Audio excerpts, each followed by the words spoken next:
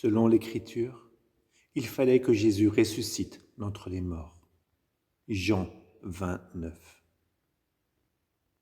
Livre du ciel, tome 19, 4 avril 1926. Ma fille, ma résurrection compléta. Séla me rendit tous les honneurs, appela à la vie toutes les œuvres que je fis tout au long de ma vie sur la terre, et forma le germe de la résurrection des âmes, et même des corps dans le jugement universel.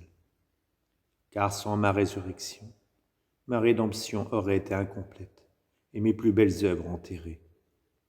Ainsi, si l'âme ne ressuscite pas entièrement dans ma volonté, ses œuvres restent incomplètes.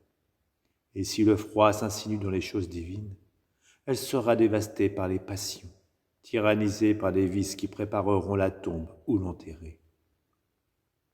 Puisque sans la vie de ma volonté, il n'y aura plus ce qui ranime le feu divin, ce qui tue d'un seul coup toutes les passions et ressuscite toutes les vertus. Ma volonté est plus qu'un soleil. Elle éclipse, féconde tout. Elle transforme chaque chose en lumière et forme la complète résurrection de l'âme en Dieu. Le livre du ciel, tome 6, 17 décembre 1903. Me trouvant dans mon état habituel, je vis brièvement Jésus béni avec sa croix sur les épaules, pendant qu'il rencontrait sa très sainte mère. Je lui dis, « Seigneur, que fit ta mère au moment de cette si triste rencontre ?»